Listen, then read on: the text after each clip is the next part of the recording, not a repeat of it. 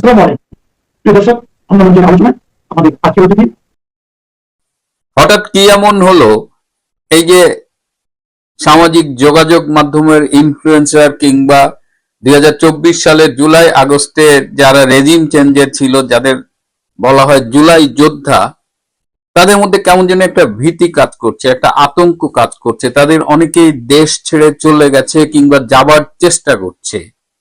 আবার কেউ কেউ অনুশোচনা, আত্মগ্লানিতে ভুগছে। তারা বলছে যে আমরা প্রতারিত হয়েছিলাম, আমরা বুঝতে পারিনি, আমরা ভুল করেছি। তো আসলে ঘটনাটা কি হয়েছে, আসুন আজকে সেটি বিশ্লেষণ করব। শেষ পর্যন্ত সাথে থাকবেন। আসসালামু আলাইকুম এবং আদাব। গত পরশুদিনের একটা সত্যি ঘটনা দিয়ে শুরু করি। ঢাকার গোপীবাগের ঘটনা। একজন তরুণী, সে রাস্তার পাশে তালের শ্বাস বিক্রি করছিলেন একজন। তো সেখানে যে সে কয়েকটা তালের শ্বাস খেয়েছে। তালের শ্বাস খাওয়ার পরে ওই বিক্রেতা তার কাছে বলেছে যে টাকা দেন। তা বলেছে কিসের টাকা, তুই আমার কাছে টাকা চাস, তোর এত বড় সাহস, তুই জানিস আমি কে? আমি জুলাই যোদ্ধা।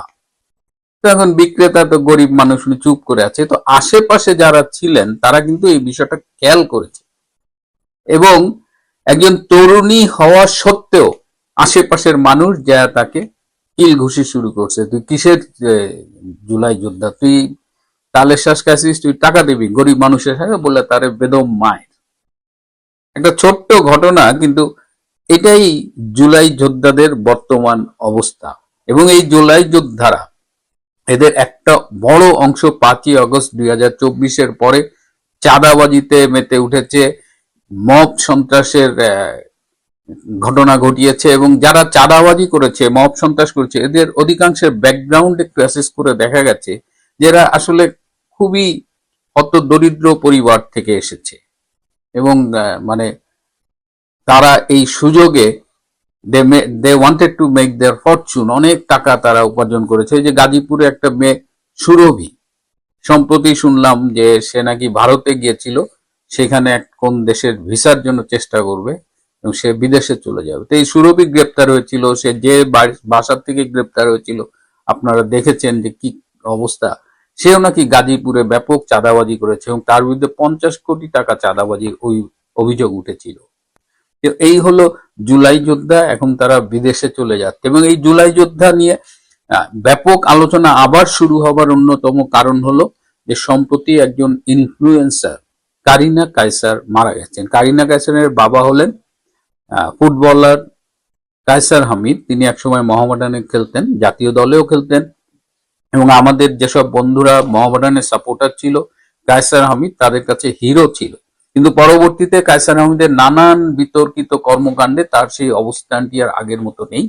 এবং তিনি, তার মেয়ে কারিনা কায়সার, তারা সবাই আলোচনায় এসেছেন এই সম্প্রতি ঘটনায় যে কারিনা কায়সার তার অ্যাকিউট লিভার ফেইলিওর ডেভেলপ করেছিল। এবং কারণ সেই বিষয়টা নিয়ে আমি আজকে কথা বলবো না, শুধু বলবো যে কারিনা কায়সার অসুস্থ ছিল, তার চিকিৎসার জন্য ক্রাউড ফান্ডিং করেছে তার বন্ধুরা এবং আলটিমেটলি সে ভেলোরে ক্রিশ্চিয়ান মেডিকেল কলেজে চিকিৎসার জন্য গিয়েছিল। তার লিভার ট্রান্সপ্লান্ট করবার কথা ছিল, সেটি হয়নি, সে মারা গেছে। এবং ওই ভেলোরের ওই ক্রিশ্চিয়ান মেডিকেল কলেজে আমি পড়াশোনা করেছি কিছুদিন। সো ওই জায়গাগুলো আমি চিনি খুব ভালো করে। তো কারিনা কায়সারের বিষয়ে যেহেতু আসলো এবং তাকে কেন্দ্র করে জুলাই যোদ্ধা এবং তখন সামাজিক যোগাযোগ মাধ্যম সহ দেশে বিদেশে কারিনাকে কেন্দ্র করে দুই ভাগে ভাগ হয়ে গেছে। এবং যে এই তাহলে সেই কারিনা কায়সার যাকে আওয়ামী লীগের যে রিসার্চ অর্গানাইজেশন সিআরআই, তারা লেটস টক একটা অনুষ্ঠান করতো, সেইখানে তারা তাকে একেবারে প্রধানমন্ত্রীর কাছে নিয়ে গিয়েছিল। আমাদের সিআরআই এর একটা জিনিস আমরা লক্ষ্য করেছি, বা সেই সময় অনেকে, তারা এই সামাজিক যোগাযোগ মাধ্যমের ইনফ্লুয়েন্সারদের খুব মূল্য দিত এবং তাদের সে একেবারে প্রধানমন্ত্রী পর্যন্ত অ্যাক্সেস তৈরি করে দিত। কিন্তু ইনফ্লুয়েন্সাররা কোন রাজনৈতিক আদর্শ ধারণ করে কিংবা তাদের ডলার দিয়ে কেনা যায় কিনা, এগুলো কিন্তু কোনো বাজ বিচার ছিল না। কিন্তু আজকে দেখলাম যে কারিনা কায়সার মারা গেল। কারিনা কায়সারের মৃত্যুর পরে তাকে নিয়ে যে পরিমাণ ট্রল করা হয়েছে এবং জুলাই যোদ্ধা শব্দটা এখন আসলে একটি গালি হয়ে গেছে। এমন পরিস্থিতি তৈরি হচ্ছে যে কারিনা কায়সারের মা বলতে বাধ্য হয়েছে যে আমরা জুলাই যোদ্ধা না। মানে জুলাই যোদ্ধাটা একটা গালি, এটা একটা কলঙ্ক আর কি। সো এই কলঙ্কের দাগ কেউ আর গায়ে নিতে চাচ্ছে না। তারা গণভবনে চুরি করে ছিল বলে যে ভিডিও আমরা দেখেছিলাম সেটাও তারা অস্বীকার করে বলছে যে না, এটা আমরা বাইরে শুট করেছি, আমরা গণভবনে যাইনি। যা হোক, চুন্নি চোর পুরা ফ্যামিলির উপর একটা ট্যাগ লেগে গেছে। তো এই হলো মানে কারিনা কায়সার। আমি এই নামটা আগে শুনিনি, এটা আমার হয়তো বয়সের কারণে কিংবা আমি হয়তো এইসব বিষয় হয়তো খোঁজও রাখিনি, কিন্তু আমি একটি কষ্ট পেয়েছি। গতকাল ঢাকা থেকে একজন মা আমাকে একটা ছোট্ট ক্লিপ পাঠিয়েছে, সেটাও এই কারিনা কায়সারের, এবং সেখানে দেখলাম যে কারিনা কায়সার একজন মাকে কিভাবে ট্রল করেছে। এবং আসসালামু আলাইকুম দেশবাসী, আমি আজ একটি মা হয়ে এই প্রথম আপনাদের কাছে এসেছি। আমার মেয়ে নারাজ শারমিন অনেক ভালো মাঠে খেলে, কিন্তু আমাদের কিছু পারিবারিক সমস্যার কারণেও এখন মাঠে খেলতে যেতে পারতেছে না। ওর হাঁটুতে সমস্যা, ও রাতে ঘুমালে ও ঘুম পায়, অনেকক্ষণ না খেয়ে থাকলে ওর খিদা লাগে। ওর তুমি বলো, দেশবাসী বন্যা হয়েছে, আমাকে টাকা পাঠা। এছাড়াও আপনারা দেখেছেন যে সক্রেটিস মাহফুজ, এই ইনুস সরকারের যে ছাত্র বিষয়ক উপদেষ্টা, এবং যাকে ডক্টর ইনুস বিল ক্লিনটনের সামনে নিউ ইয়র্কে মাস্টার মাইন্ড বলে পরিচয় করিয়ে দিয়েছিলেন, সেই মাস্টার মাইন্ড মাহফুজ দুদিন আগে ফেসবুকে একটা স্ট্যাটাস দিয়েছে যে আওয়ামী লীগ তো সেদিনই ফিরেছে, যেদিন মপতন্ত্র কায়েম হয়েছে আওয়ামী লীগ তো সেদিনই ফিরেছে।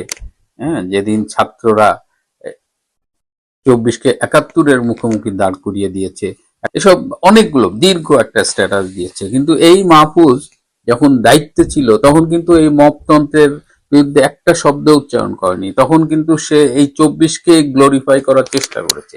তার আপন ভাইকে রেড ক্রসের বোর্ডে ঢুকাইছে, আরেক ভাই ইলেকশন করে হারছে। তো এখন যেহেতু কোথাও নেই, নিজেকে আলোচনায় রাখবার জন্য এইসব স্ট্যাটাস দিচ্ছে, কিন্তু এই মাহফুজদেরও বিশ্বাস করবার কোনো কারণ নেই। কিন্তু আমি এই শেষে আবার সেই কারিনা কায়সারের কাছে ফিরে যাব।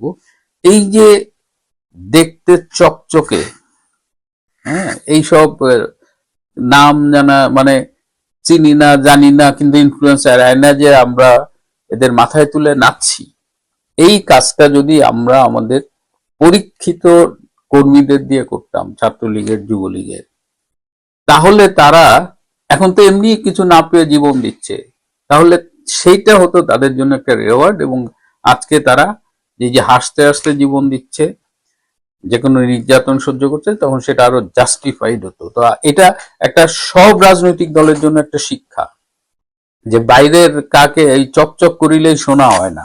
রাজনীতিতে আপনি তাকে নিয়ে আগাবেন যার আপনার দলীয় আদর্শের প্রতি একটা কমিটমেন্ট আছে, এবং সেই কমিটমেন্টবিহীন ইনফ্লুয়েন্সাররা আপনারা মাথায় তুলে নেচে এখন হাতে হাতে ফলাফল পাচ্ছেন, তাদের কাউকে পাওয়া যাচ্ছে না। এবং একটা ছবি দেখলাম ফেসবুকে, মাহিম আহমেদ নামে একজন ব্র্যাক ইউনিভার্সিটির ছাত্র, এবং সেও নাকি ইনফ্লুয়েন্সার।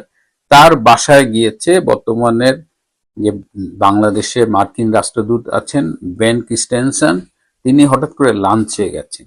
তো এখন সভাপতি এটা নিয়ে আলোচনা হচ্ছে যে এত বড় একটা দেশের রাষ্ট্রদূত একটা সামান্য ছাত্রের বাসায় কেন গেলেন। দুটো ব্যাখ্যা আমি পেয়েছি। একটা হলো যে কারণে আজকের এপিসোডটা করছে, যে জুলাই যোদ্ধা ইনফ্লুয়েন্সাররা ব্যাপক আতঙ্কে আছে, এরা মানুষজনের ঘৃণায় বাস করতেছে, রাস্তাঘাটে মানুষজনেদের ডাকাডাকি করে, সুযোগ মতো পাইলে এরাই এখন মবের শিকার হচ্ছে। তো এখন এই রাষ্ট্রদূত এদের বাসায় গেছে একটা মেসেজ দিতে যে তোমরা ভয় পেও না, আমরা তোমাদের সাথে আছি। আরেকটা ব্যাখ্যা যেটা পেয়েছি, যে এই ডিপ স্টেট বা এই বেন ক্রিস্টেনসনরা আবার নতুন করে একটা ভোট পাকানোর চেষ্টা করছে, এবং সেই কারণে তারা এই ধরনের ইনফ্লুয়েন্সারদের আবার অর্গানাইজ করার চেষ্টা করছে। কিন্তু ব্যাপকভাবে সেই আগের মতো সাড়া আর পাওয়া যাচ্ছে না, এবং একটা শ্রেণী বিশেষ করে শিল্পী যারা আছে তাদের মধ্যে এই অগাস্টের 5 তারিখে যে উল্লাস দেখা গিয়েছিল, 4 তারিখে যা বিক্ষোভ দেখা গিয়েছিল, এখন তারাও রিয়েলাইজ করছে যে they made a huge mistake. প্রিয় বন্ধুরা, আজ এ পর্যন্তই। ভালো থাকবেন, সুস্থ থাকবেন, তার চেয়েও জরুরি হলো নিরাপদে থাকবেন। সবাইকে অনেক ধন্যবাদ। আসসালামু আলাইকুম রহমতুল্লাহি। সম্মানিত দর্শক, দেশের সরকারি দল বিএনপি এবং বিরোধী দল জামাত, তাদের মধ্যে একটা মনস্তাত্ত্বিক যুদ্ধ চলছে, এবং এই যুদ্ধ মন এবং মস্তিষ্ক দুটাকেই রীতিমতো বিষাক্ত করে তুলেছে। তা আমরা বুঝতে পারছি তাদের যে অঙ্গ সংগঠন ছাত্রদল এবং ছাত্র শিবিরের মধ্যে উত্তেজনা, সেই উত্তেজনার মাধ্যমে প্রধানমন্ত্রী তারেক রহমান এবং আমিরে জামাত জনাব শফিকুর রহমান, ডাক্তার শফিকুর রহমান, তারা দুজনেই সংসদে যে আচরণ করছেন এটি মূলত ফরমাল। একজন আরেকজনের সঙ্গে ভাব বিনিময় করছেন, সালাম বিনিময় করছেন, এবং মুখোমুখি কথা বলতে গিয়ে অথবা সংসদে ভাষণ দিতে গিয়ে তারা প্রাণান্ত চেষ্টা করছেন মূলত পারস্পরিক সৌহার্দ্যপূর্ণ একটি সম্পর্ক রক্ষা করার জন্য। কিন্তু তাদের এই যে ব্যবহার বা মন মানসিকতা, এটার সঙ্গে আসলে তাদের চিন্তার কতটুকু মিল আছে এটি নিয়ে দেশবাসী কিন্তু যথেষ্ট সন্দেহ রয়ে গেছে। এর কারণ হলো বিএনপি এবং জামাতের যারা শীর্ষ নেতৃবৃন্দ রয়েছেন, তারা যে অভিযোগগুলো করছেন একে অপরের বিরুদ্ধে, সে অভিযোগগুলো হলো ইলেকশন ইঞ্জিনিয়ারিং। এক পক্ষ অন্য পক্ষকে দায়ী করছেন যে বিএনপি ইলেকশন ইঞ্জিনিয়ারিং করে আসছে, এবং লন্ডনে যে বৈঠক হয়েছে জনাব ডক্টর মোহাম্মদ ইউনূসের সঙ্গে, সেখানে মূলত ডক্টর মোহাম্মদ ইউনূসের মাস্টার প্ল্যান, আমেরিকার ডিপ স্টেটের গ্রিন সিগন্যাল, তারপর দিল্লির গ্রিন সিগন্যাল, এইগুলো সব একত্র করে আওয়ামী লীগের যে ভোট ব্যাংকগুলো রয়েছে সেগুলো আওয়ামী লীগের সভানেত্রী, দিল্লির র, অজিত দোভাল, এদের সকলের গ্রিন সিগন্যাল নিয়ে হিন্দু ভোট এবং আওয়ামী লীগের ভোট একচেটিয়া ভাবে বিএনপিকে দেওয়া হয়েছে জিতিয়ে আনার জন্য। অর্থাৎ ভোটের মাঠে একটা ইঞ্জিনিয়ারিং হয়েছে, ফলাফল ঘোষণার ক্ষেত্রে ইঞ্জিনিয়ারিং হয়েছে বলে মানে সন্দেহ করা হয়, আর অনেক কিছু। অন্যদিকে সরকারি দল বলার চেষ্টা করছে যে নর্মালি এরা তো আসলে 10-12টা বেশি সিট পাওয়ার কথা না, জামাতের যারা লোকজন রয়েছে কে পাবে, এরাও আসলে ইঞ্জিনিয়ারিং করে এসেছে। এবং এই সকল যে পারস্পরিক বিদ্বেষ, এই বিদ্বেষের মধ্যে অনেক কিছুতেই রীতিমতো ঘৃণা ছড়িয়ে পড়ছে, এবং সেটা আমরা দেখতে পাচ্ছি বিভিন্ন নির্বাচনী এলাকাতে। বিশেষ করে একজন সংসদ সদস্য, তিনি বেদমভাবে মার খেয়েছেন, তার গাড়ি ভাঙচুর করা হয়েছে, এবং তিনি সংসদে এসে প্রাণের মানে যাকে বলা হয় জীবনের নিরাপত্তা তিনি চেয়েছেন, এবং তিনি বলেছেন যে তিনি যদি দৌড়ে মসজিদের ভিতরে না পালাতেন তাহলে হয়তো তাকে মেরেই ফেলা হতো। একজন সংসদ সদস্য জামাতের। এই যে এমপিদের গায়ে হাত তোলার অভ্যাস শুরু হলো, এটা আমাদের দেশে কিন্তু আগে হয়নি। আগে এমপিদের যতটা লাঞ্ছনা গঞ্জনা, এটাও সাধারণত অভ্যন্তরীণ যে দ্বন্দ্ব সংঘাত, এই কারণেই হতো। কিন্তু এইবার দেখা গেল যে প্রতিপক্ষ সরাসরি এমপিকে আক্রমণ করছে। তাহলে যারা মন্ত্রী আছেন, এমনকি প্রধানমন্ত্রী আছেন, তারাও আগামীতে মান সম্মান নিয়ে সমাজে চলতে পারবেন, ওই জিনিসটি নষ্ট হয়ে গেছে। এবং এটা ইউনূস জমানার একটা ধারাবাহিকতা। মোহাম্মদ ইউনূস ক্ষমতা আসার পর যে মব, সেই মবতন্ত্রে কে ঢাকা বিশ্ববিদ্যালয়ের ভাইস চ্যান্সেলর, কে শিক্ষামন্ত্রী, কে শিক্ষা উপদেষ্টা, কে আইন উপদেষ্টা, ডাজ নট ম্যাটার। কে পুলিশের আইজি, কে সেনাবাহিনী প্রধান, does not matter. Awami League জমানাতে কে প্রধানমন্ত্রী, কে কোন মন্ত্রী ছিল, ব্যাপার নয়। সবাইকে ডিম মারো, লাথি মারো, হ্যান্ডকাপ পরো, আর পিঠ মোড়া করে বেঁধে তাদেরকে প্রিজন ভ্যানে করে আনো, আর প্রিজন ভ্যান থেকে নামাও এবং সবাইকে হেলমেট পরে সেই কোর্ট কাছারিতে হাজির করো। এই যে একটা নির্মমতা, রাজনীতিবিদদেরকে ছোট করার, হেয় করার যে একটা প্রবণতা, এই প্রবণতা কিন্তু এখনো থেমে থাকেনি, বরং এগুলো আরো বেড়ে গেছে। সরকারের যে হানিমুন পিরিয়ড, সেই হানিমুন পিরিয়ডে 6 মাস হিসেবে ধরে নেওয়া হয়েছিল যে 6 মাস সরকারের হানিমুন পিরিয়ড যাবে, কিন্তু 2 মাসের মাথাতেই সরকারের ভিতরে এক ধরনের আতঙ্ক তৈরি হয়ে গেছে। আর বিরোধী দল যারা আছে তারা কোনো অবস্থাতেই 6 মাস পর্যন্ত তারা অপেক্ষা করতে পারছে না। তারা পারে তো আজকেই সরকারকে টেনে হিসড়ে নামায়। আর এর সঙ্গে আওয়ামী লীগ বা তাদের সহযোগী যে সকল দল, নেতাকর্মী, দেশি বিদেশি চক্র, তারা তো একেবারে ওত পেতে বসে আছে যে কখন বিএনপি ফাঁদে পড়বে, কখন জামাতে ফাঁদে পড়বে। তারা আসলে এখানে যে তৃতীয় যে শক্তিটি আওয়ামী লীগের নেতৃত্বে, তৃতীয় শক্তিটি ফাঁদ পেতে বসে আছে। এবং তারা যে আসলে এখানে বিএনপি এবং জামাত দুজনের সঙ্গে খেলবে, অথবা একজনকে দিয়ে আরেকজনের বিরুদ্ধে খেলবে, একজন দ্বারা আরেকজনকে লেলিয়ে দেবে। যেমন দেখা গেল নির্বাচনের যে সময়, তখন আওয়ামী লীগের মনে হয়েছে যে জামাত ক্ষমতায় যেন না আসতে পারে, বিএনপিকে ক্ষমতা আনতে হবে। কিন্তু এখন তারা মনে করছে যে এটা তাদের একটা ভুল সিদ্ধান্ত হয়েছে। এবং স্বয়ং শেখ হাসিনা তার ভাষণে তিনি নানা রকম নেতিবাচক কথা বলেছেন, অথচ ভোটের সময় মোরলেস দিল্লি থেকে, কলকাতা থেকে, লন্ডন থেকে যে আওয়ামী লীগের সূত্রগুলো রয়েছে, তার সঙ্গে সঙ্গে তাদের যে সকল ডিপ্লোম্যাটিক চ্যানেল রয়েছে, সব জায়গা থেকেই বিএনপিকে ভোট দেওয়ার ব্যাপারে গ্রিন সিগন্যাল দেওয়া হয়েছিল, যেটি এখন বুমেরাং হয়ে গেছে। এবং তারা বলছে যে না, বিএনপি আসলে আমরা যে ভোট দিয়েছি এটা ভুল করেছি, বিএনপি আমাদের জন্য কিছু করছে না, করবেও না। তো কাজেই তারা বিএনপিকে বিপদে ফেলবে, এটা স্বাভাবিক। এবং সেই বিপদে ফেলার জন্য তাদের প্রথম পছন্দ হবে জামাতকে শক্তিশালী করা, জামাতকে ইনফ্লুয়েন্স করা, অথবা বিএনপির ঘাড়ের উপর ভর করে জামাতকে উত্তেজিত করা এবং জামাতকে পথে ঘাটে অপমান করা। যেমন দেখা গেল যে যেহেতু ভোটের মাঠে একটা সমীকরণ হয়েছে এবং তারা অনেকেই এখন বিএনপির সঙ্গে মিশে গেছে, আওয়ামী লীগের লোকজন, জামাত এখন উল্টো এদেরকে গুপ্ত বলছে, আওয়ামী লীগের লোকদেরকে গুপ্ত বলছে এবং বিএনপি লোকদেরকেও গুপ্ত বলছে।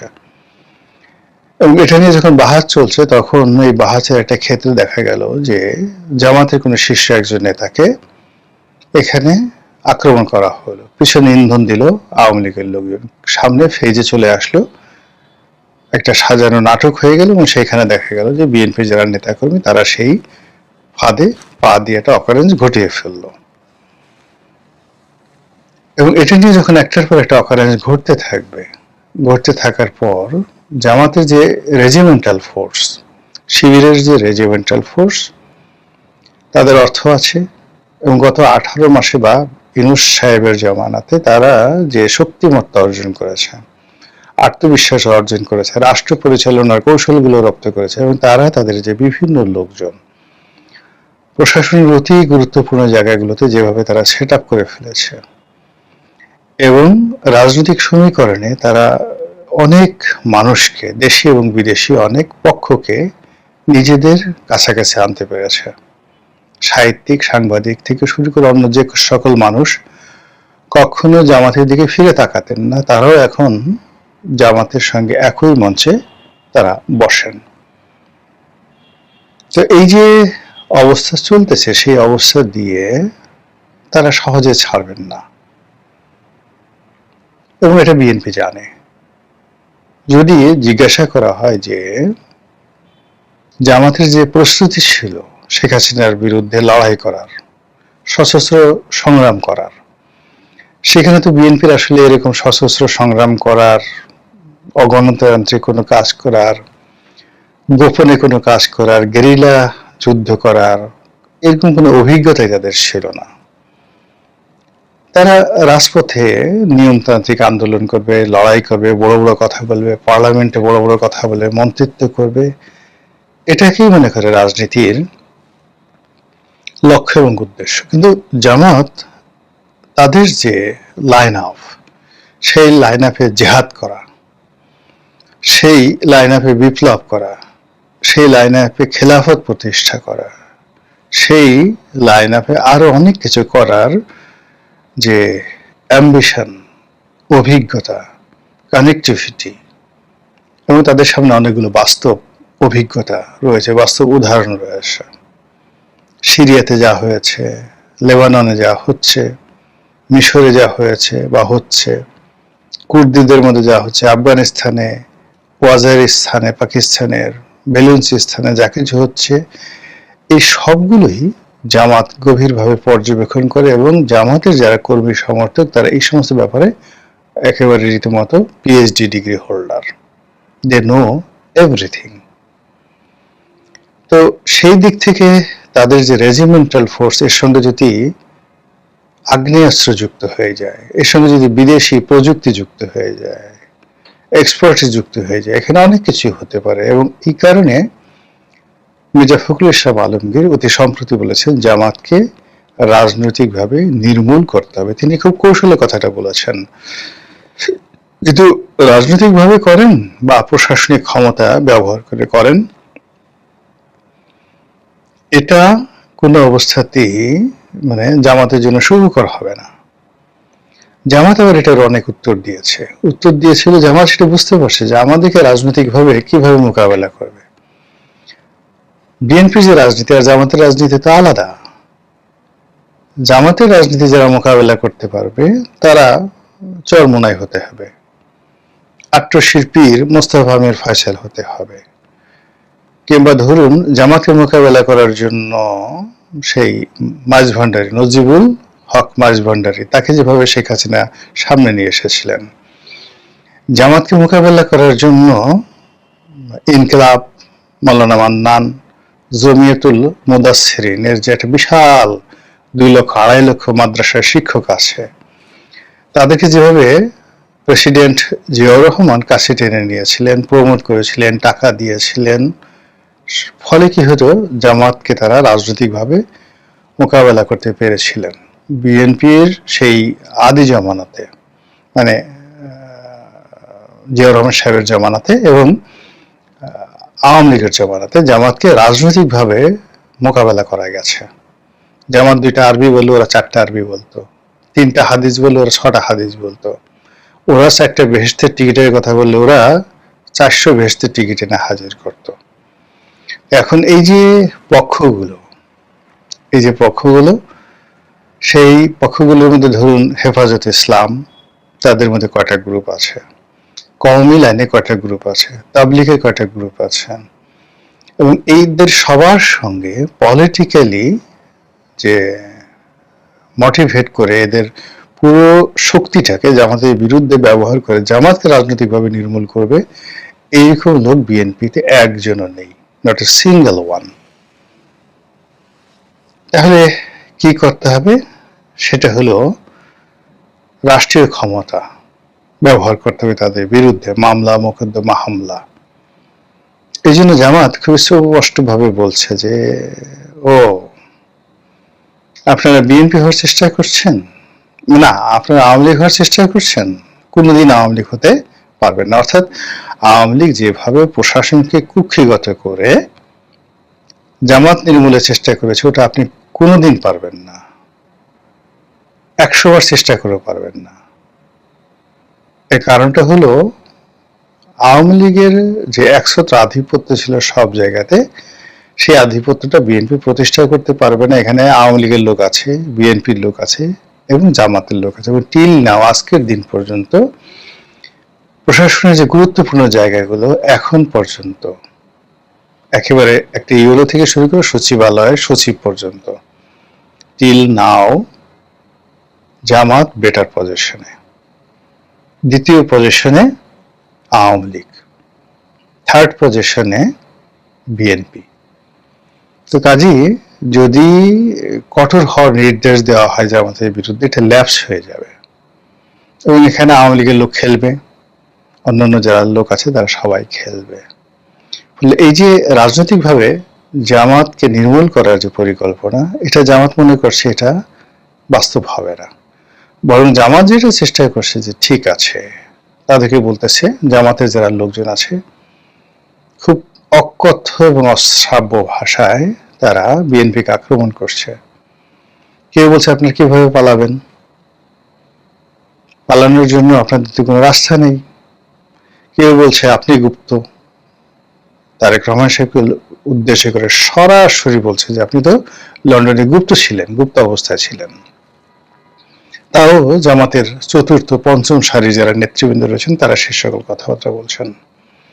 সবাই বলার চেষ্টা, জামাতের নেতাদের বা জামাতের বি টিম সি টিম তারা বলছেন যে বর্তমানে এখন পর্যন্ত সংবিধান অনুযায়ী টিল নাও বৈধ প্রধানমন্ত্রী শেখ হাসিনা, সংসদ বৈধ, তার সংসদ বৈধ, সবকিছু, এই রাষ্ট্রপতি বৈধ, আর এরপরে যা কিছু হয়েছে নিউজ থেকে আজকের দিন পর্যন্ত সব অবৈধ। কল্পনা করতে পারেন যে কিভাবে রাজনীতি ক্রমশ জটিল থেকে জটিলতর হয়ে যাচ্ছে। আর এই সকল কথা কিন্তু মানুষের মনের মধ্যে নানা প্রশ্ন তৈরি করছে, অস্থিরতা তৈরি করছে, উদ্বেগ তৈরি করছে, উৎকণ্ঠা তৈরি করছে। কিন্তু তার এগেইনস্টে সরকারের পক্ষ থেকে যে একটা ন্যারেটিভ তৈরি করবে বা এই কথাগুলোর যে উত্তর দেবে, শিশির মনে যা বলছে, ব্যারিস্টার ফুয়াদ যা বলছে, কিংবা ব্যারিস্টার শাহরিয়া যা বলছে, এই কথাগুলোকে তারা মনে করছে বিএনপি যারা লোকজন যে এগুলোর উত্তর দেওয়ার দরকার নেই। কিন্তু এগুলো তারা যাই সামনে আনছেন, এগুলো সবই কিন্তু ইথারে থেকে যাচ্ছে। It's a many many dot. ধরুন আমরা যারা কথা বলেছি শেখ হাসিনার বিরুদ্ধে 2014 সনে, তারা এই জিনিসগুলো মনে করছে আরে কি রনি কি বলছে না বলছে, কিন্তু সেই জিনিসগুলি 2024 সনে এসে অক্ষরে অক্ষরে বাস্তবায়িত হয়ে গেছে। ডক্টর মোহাম্মদ ইউনূসের বিরুদ্ধে আমরা যে সকল কথাবার্তা বলেছি 2024 সনের আগস্ট মাসের ধরেন 10 তারিখে 12 তারিখে, তো সেই কথাগুলি দেখা গেল 2025 সনে এসে আগস্ট মাসে, 1 বছরের মাথায় সেগুলো ফলতে শুরু করেছে। ফলে এখন বিএনপি সম্পর্কে যে সকল নেতিবাচক কথাবার্তা জামাতের একেবারে তৃতীয় সারি চতুর্থ সারি নেতৃবৃন্দ, ইয়াং নেতৃবৃন্দ বলছেন, এটাকে বিএনপি যারা ক্ষমতাধর লোকজন তারা ইগনোর করছেন। কিন্তু নট লাইক দ্যাট, এগুলোকে মোকাবেলা করতে হবে এবং এর বিপরীতে রাজনৈতিক ন্যারেটিভ বিএনপির থাকতে হবে। কিন্তু এখন একজন ফুয়াদের কথা রেসপন্ড করার জন্য, যেমন ধরুন আজিজুল বারী হেলাল আছেন, অ্যাটর্নি জেনারেল ব্যারিস্টার কাজল আছেন, তারপর আইনঙ্গনে অন্যান্য যারা আছেন, এমন কি ফারজানা পুতুল আছেন যিনি মন্ত্রী, ইয়াং যে সকল নেতৃবৃন্দ রয়েছেন যাদের ব্যারিস্টারি ডিগ্রি আছে, এই যে নতুন এমপি হলেন শাকিলা ফারজানা, তিনি আছেন, আরো অনেকে আছেন। তো তারা এই কথাগুলো জবাব দিতে পারেন, কাউন্টার কথাগুলো বলতে পারেন, এবং এগুলো হয় কি তখন মানুষ বিচার করবে, বিশ্লেষণ করবে। কিন্তু পুরো বিষয়টা হলো যে জামাত যে সকল কথাবার্তাগুলো বলছেন তাদের নেতৃবৃন্দের মাধ্যমে যে ন্যারেটিভগুলো তৈরি করে ফেলছে, সেইগুলোর বিপরীতে বিএনপি এখন পর্যন্ত টু শব্দই করেননি। ফলে যখন সত্যিকার অর্থে ঘন্টা বেজে যাবে তখন কিন্তু আর কিছু করার থাকবে না। মহান আল্লাহ আমাদের সবাইকে হেদায়েত দান করুন, হেফাজত করুন। আসসালামু আলাইকুম ওয়া রাহমাতুল্লাহি ওয়া বারাকাতুহু।